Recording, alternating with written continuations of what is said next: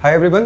तो आज है बुद्धा जयंती। तो आज हम सेलिब्रेट कर रहे हैं बुद्धास की टीचिंग के बारे में। अब बेसिकली बुद्धा है कौन, थोड़ा सा समझ लेते हैं। तो भैया देखो, मेरे टाइम पे मैंने कार्टून नेटवर्क पे एक मूवी देखी थी जिसका नाम था सिद्धार्थ गौतम। अब सिद्धार्थ गौतम के बारे में बात करूँ तो ये एक आम इंसान थे हमारी तरह, बट जब धीरे धीरे बड़े होते गए तो इन्हें समझ में आया कि नहीं यार, जो जीवन का चक्कर है वो ऐसे नहीं चलता, वो बिल्कुल अलग तरीके से चलता है। और धीरे धीरे इन्होंने टीचिंग्स सीखी, इन्होंने विजडम पाया, और ये ज्ञान पाने के बाद इन्होंने एक अपना नया रिलीजन बनाया जिसका नाम रखा बुद्धिज्म।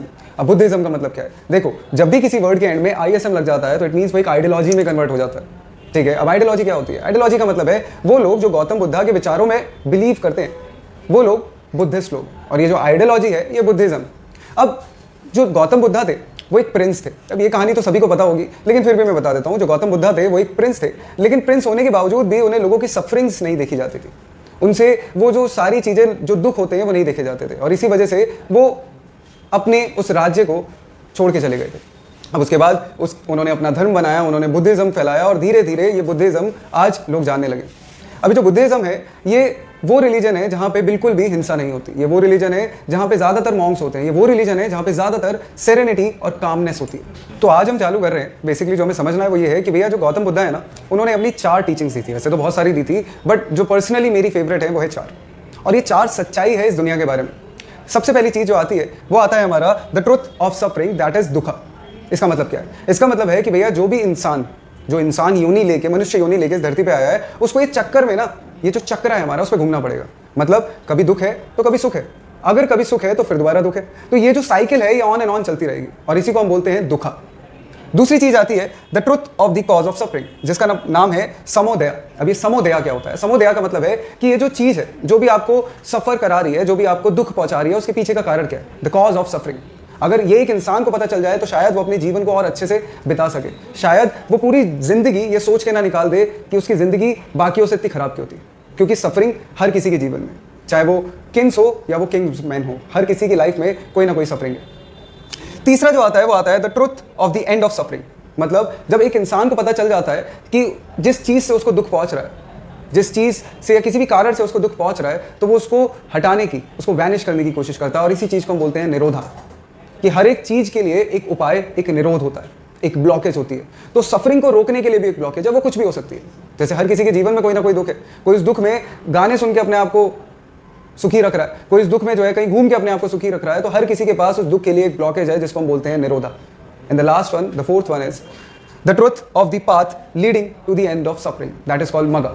कि अगर एक इंसान को समझ में आ जाए कि पूरा का पूरा जीवन ही इसी चीज़ को एनालाइज करना है कि क्या दुख है और क्या सुख है, तो शायद वो समझ सकेगा कि उसका जीवन कितना अच्छे से जाने वाला है। क्योंकि पूरा जीवन आप इसी साइकिल में फंसे रहोगे। आप कभी सुख की तलाश में रहोगे तो उसके पीछे दुख होगा, और जब कभी आप सुख को जी रहे होगे तो वो दुख आपका आगे इंतजार कर रहा होगा।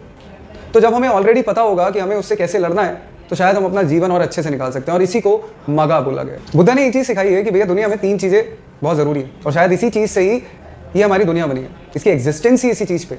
और सबसे पहली चीज़ है इनपरमानेंस। इसका मतलब है कि जो भी आया है वो जाएगा, चाहे वो कुछ भी हो, चाहे वो कोई सामान हो या वो कोई इंसान हो, कि अगर वो इस जहाँ पे आया है तो उसको जाना भी पड़ेगा। और इसी को यहाँ पे बोला गया है अनिका। दूसरी चीज़ जो बताई गई है वो है हमारा सफरिंग। ये जो सफरिंग है वो सबके जीवन में, वो चाहे मनुष्य हो, वो चाहे एक जीव हो, हर किसी के जीवन में सफरिंग है, और इसी को बोला गया है दुखा। और तीसरी जो चीज़ है जिस पे हमारी पूरी दुनिया टिकी हुई है वो है नॉन सेल्फ, कि आप इस दुनिया में अकेले नहीं हो। जो हम कहते रहते हैं ना हमेशा कि यार ये जीवन में दुख मेरे ही क्यों है, मेरे ही क्यों है, और इसी को बोला गया है यहाँ पे अनाथा, कि आप अकेले नहीं हो।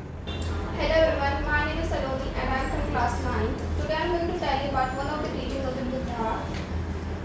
Your purpose in life is to find your purpose and give your whole heart and soul to it. हमारी ज़िंदगी का एक पर्पस है, और वो पर्पस ये है कि हमें अपने पर्पस को जानना है, और जानने के बाद उसे फुलफिल करने के लिए हमें पूरा अपना दिल दिमाग इसमें डालना है। Hello everyone, I am Yashasvi Agarwal from class 9th. Today I am going to tell you about a teaching of Buddha, that is, all that we are is the result of what we have thought. The mind is everything. What we think, we become.